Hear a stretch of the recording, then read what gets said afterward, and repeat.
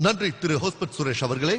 அநீதியை பற்றி தாங்கள் கூறிய உரை நம்மை சுற்றி நடக்கும் அநீதிகளை சுட்டி காட்டியது, உண்மையை வெளிப்படுத்தியது, பார்வையாளர்களை கவர்ந்துவிட்டது. அது அனைவராலும் போற்றப்படுகிறது.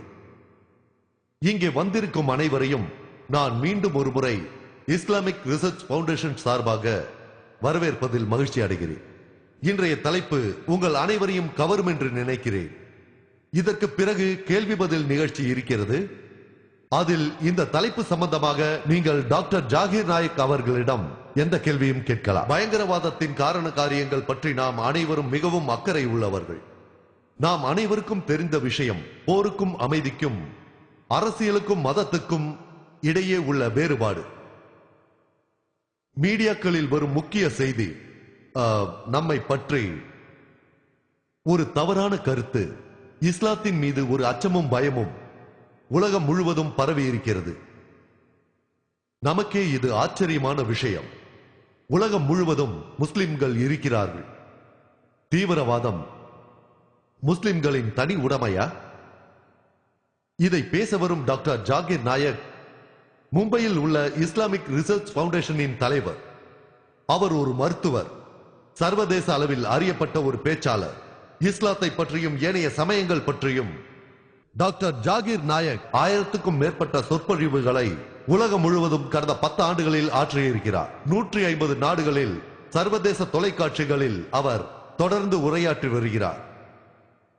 சகோதர சகோதரிகளே, இன்றைய தலைப்பான தீவிரவாதம் முஸ்லிம்களின் தனி உடைமையா என்ற தலைப்பில் பேச டாக்டர் ஜாகிர் நாயக் அவர்களை அழைக்கிறேன்.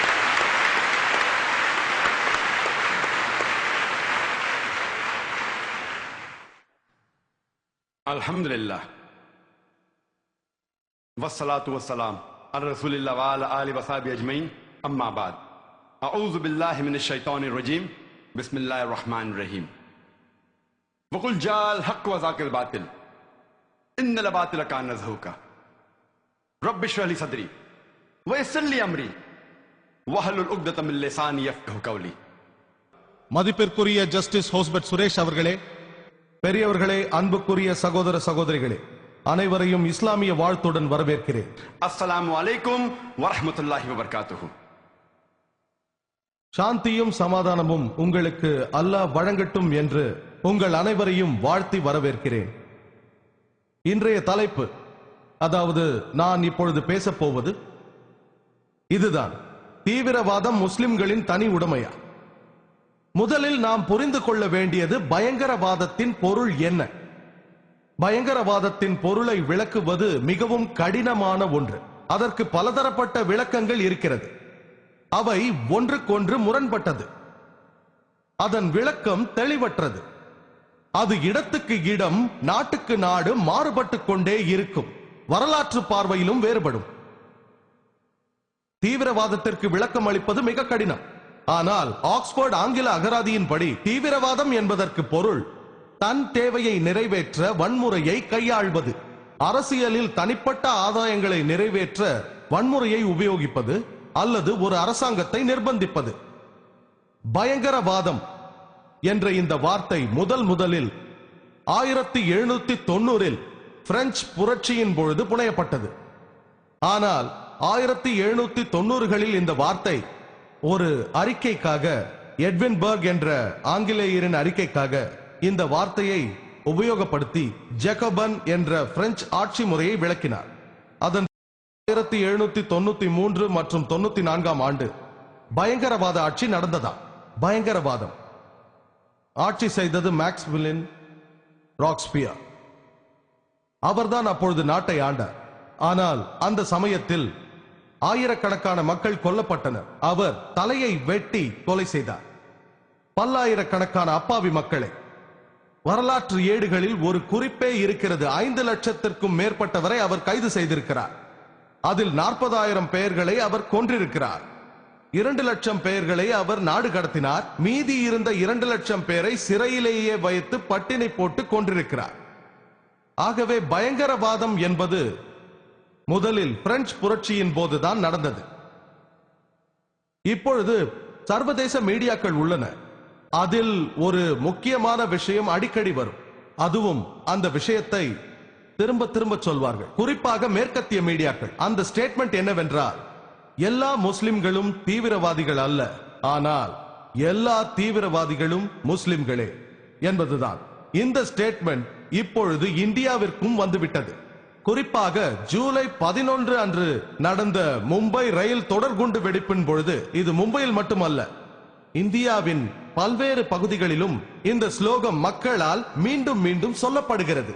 அது என்னவென்றால், எல்லா முஸ்லிம்களும் தீவிரவாதிகள் அல்ல, ஆனால் எல்லா தீவிரவாதிகளும் முஸ்லிம்களே. இன்று அதை பற்றி வரலாற்று ஆவணங்கள் என்ன சொல்கின்றன என்று ஆய்வு செய்வோம்.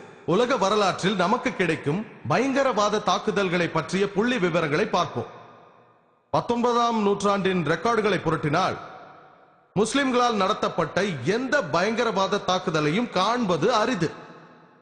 நேரம் குறைவாக இருப்பதால் விரிவாக பேச முடியாது. 19ஆம் நூற்றாண்டில் நடந்த தாக்குதல்கள் சிலவற்றை மட்டுமே குறிப்பிடுகிறேன். 1881 ரஷ்யாவில் 2ஆம் சார் அலெக்சாண்டர் கொலை செய்யப்பட்டார். அது ஒரு படுகொலை. அவர் குண்டு தொலைக்காத வண்டியில் செயின்ட் பீட்டர்ஸ்பர்க் தெருவில் சென்று கொண்டிருந்த பொழுது ஒரு குண்டு வெடித்து 21 அப்பாவி மக்களை கொன்றது. அலெக்சாண்டர் வெளியே வந்து பார்க்கிறார். இன்னொரு குண்டு வருகிறது, அவரை கொன்றது. அவர் முஸ்லிமால் கொல்லப்படவில்லை, அவரை கொன்றது இக்னஸ். அவரை பழி தீர்ப்பதற்காக கொள்கிறான், ஆனால் அவன் முஸ்லிம் இல்லை, ஒரு கலகக்காரன். 1886 சிகாகோவில் மார்க்கெட்டில் ஒரு தொழிலாளர் அணிவகுப்பு நடந்து கொண்டிருந்தது. அங்கே குண்டு வெடித்தது. அதில் 12 அப்பாவி பொதுமக்கள் கொல்லப்பட்டார்கள். அதில் ஒருவர் டீஜன் என்கிற காவல் அதிகாரி. அதன் பிறகு 7 காவல் அதிகாரிகள் படுகாயப்பட்டு ஹாஸ்பிட்டலில் இறந்தார்கள். இந்த தாக்குதலுக்கு காரணமானவர்கள் யாரும் முஸ்லிம்கள் அல்ல. 8 பேரும் கலகக்காரர்கள், முஸ்லிம் அல்லாதவர்கள். 20ஆம் நூற்றாண்டில் நடந்த பயங்கரவாத தாக்குதல்களை பற்றிய ஆவணங்களை ஆய்வு செய்து பார்த்தால் நமக்கு தெரிய வரும். சரித்திர ஆவணங்களில் இருந்து நாம் அறிவது என்னவென்றால், செப்டம்பர் 6ஆம் தேதி 1901 அன்றைய அமெரிக்க அதிபர் வில்லியம் மெக்கின்லி, அவரை கொலை செய்த கலகக்காரன், அவன் பெயர் லியான். 2 முறை லியான் அவரை சுடுகிறான். அவன் முஸ்லிம் அல்லாதவர். அக்டோபர் 1ஆம் தேதி 1910 மிகப்பெரிய குண்டு வெடிப்பு. அது நடந்த இடம் லாஸ் ஏஞ்சலஸில் டைம்ஸ் பத்திரிகை பில்டிங். அதிலும் 21 அப்பாவி மக்கள் கொல்லப்பட்டார்கள். இந்த 2 குண்டு வெடிப்புக்கும் காரணமானவர்கள் 2 பேருமே கிறிஸ்தவர்கள். அவர்களின் பெயர் ஜேம்ஸ் அண்ட் ஜோசப். அவர்கள் யூனியன் லீடர்ஸ். அவர்கள் முஸ்லிம்கள் அல்ல. 1914ஆம் ஆண்டு ஜூன் 28ஆம் தேதி பிரான்சில் உள்ள சர்வஜோவில் ஆஸ்திரிய நாட்டின் இளவரசரும் அவரது மனைவியும் கொல்லப்படுகிறார்கள். முதல் உலக போருக்கு அதுவும் ஒரு காரணம். இந்த கொலைகளை செய்தது யார் என்று நாம் பார்த்தால், அவர்கள் போஸ்னியா நாட்டை சேர்ந்தவர்கள். பெரும்பாலானோர்கள் செர்பியர்கள். அவர்கள் முஸ்லிம்கள் இல்லை. வரலாற்று ஆவணங்களை வைத்து நாம் பார்க்கும் பொழுது ஏப்ரல் 16ஆம் தேதி 1925 மீண்டும் ஒரு குண்டு வெடிப்பு.